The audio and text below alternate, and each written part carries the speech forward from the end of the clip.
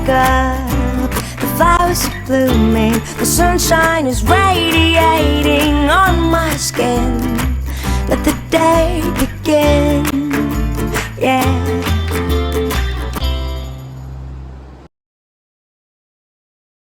I had extreme cramping around my cycle. So I would have so much pain that I would just get into a ball and rock back and forth.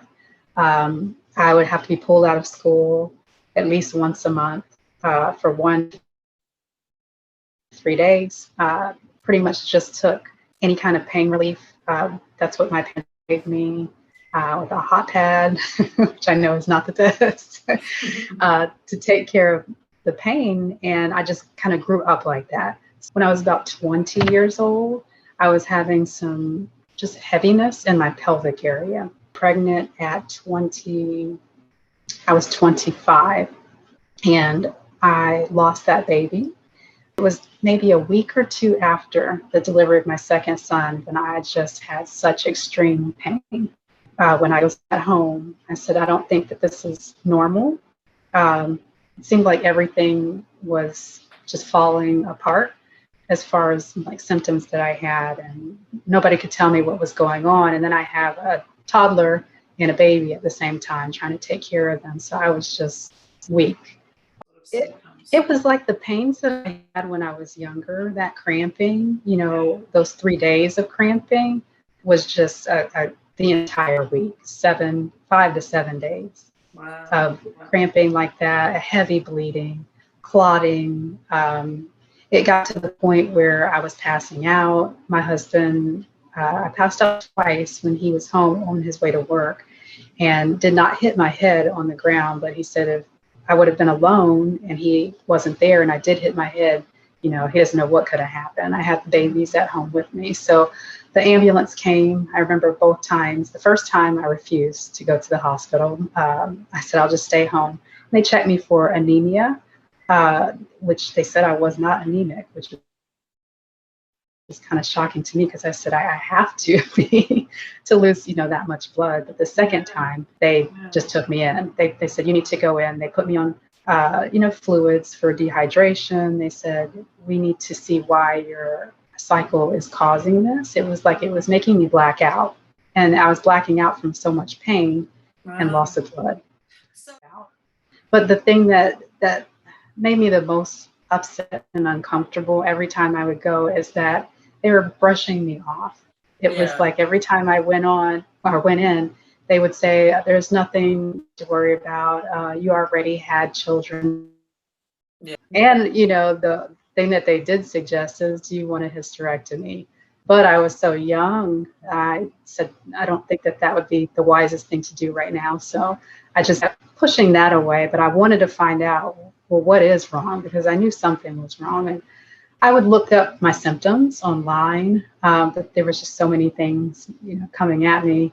I couldn't pinpoint it. And we had a friend who was dating, her fiance was from Finland, and she was living with us for a little while. She kind of just helped me out around the house while she was living with us. And one morning she saw me in the kitchen, and I was washing dishes, and I just bent over the sink, like in pain, because I was so used to it. I just stopped talking, and I grabbed the sink, and she was staring at me, looked up, and she said, what is wrong? And I said, well, this is just pain that comes with my cycle. And she said, that's not normal.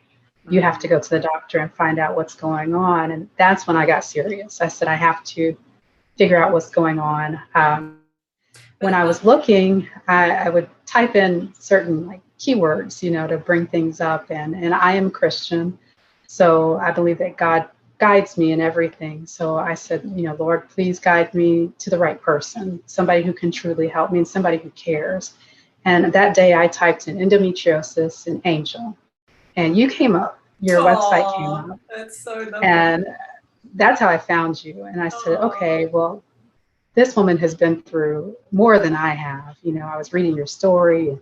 At the time, I think you were saying, well, I'm going to kind of test things on myself and see how it works. And I'm like, oh, wow. I didn't even think there was anybody out there willing to show, even if it doesn't work, show us so that we know, and then give us suggestions on what we can do better. So I followed you. I have a book. It is here. I got to pick it up real quick. This binder. Oh. I have carried this binder with me all those years. I knew I was on the right track. I did have, let's see, in 2018, I did have to have a second surgery, and that was in August. They did another ablation, but this one was of the uterus because the bleeding was still pretty heavy, but the cramping was better. The cramping was better. It was just the bleeding was very heavy. So they took my fallopian tubes out, and then they did like an excision of the scar tissue. But I was out of it. But when I came to, I remember the doctor telling me, he said, from your charts back in 2013, the notes that we got from that doctor, you were stage 4, and you had one of the worst cases that she had seen. And he said, when I went in today and looked at you, he said, I didn't see any of that. Wow. He said, I saw that we needed to go ahead and take the tubes just to prevent cancer in the future and do a little bit of cleanup. But he said, I didn't see a stage 4 endometriosis in there at all. Wow. So then I knew, and the pictures, I asked them to send me pictures, send my records. I've got my records, and the before and after pictures of the inside of my body is just completely different. So there's like irreplaceable evidence, basically, that everything that you've done in terms of diet and lifestyle and herbal remedies and everything else was actually proof that it worked. It worked, yeah. But really just to take it slow when you're first starting out. Don't get frustrated. It's easy to get frustrated because you just want it to end. You want it to be over. You want to find something like, I ate this and it's gone. It's gone. And I had to put in my mind, like, I've probably been dealing with this longer than I knew. I was diagnosed when I'm 33 years old, but I felt this pain since I was, 9, 10 years old. I just didn't know what it was. I didn't know what to call it. So if I would have known back then, I could research and try different things. I would have done it, but I just didn't know. And I believe movement helps a lot. You have to move even when you don't feel like moving. There were days that I could not walk from my bed to the bathroom. I was in so much pain, but I said, I'm going to stretch my legs. I'm going to do something, anything that I can do just to get the blood moving, because you don't want to just sit, and then you start to feel bad because you blame yourself. You think there's something wrong.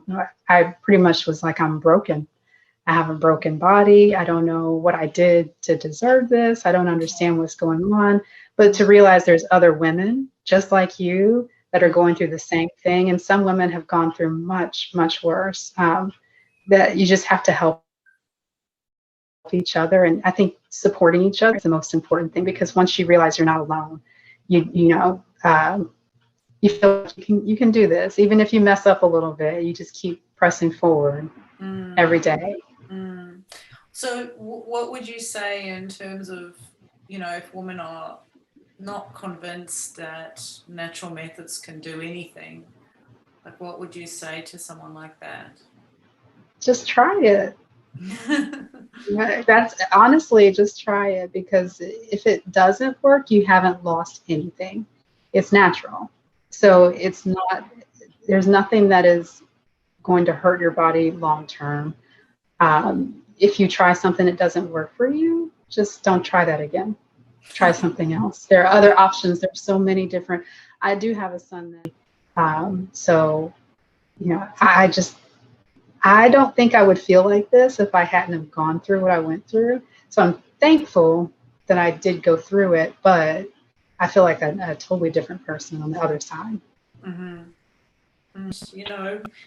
Being happy to share your story with other women is so encouraging, and it's like you say, it's that sense of hope that you need to hear when you're in that space, when you're at the beginning of the journey, and there's just so little positive information being shared.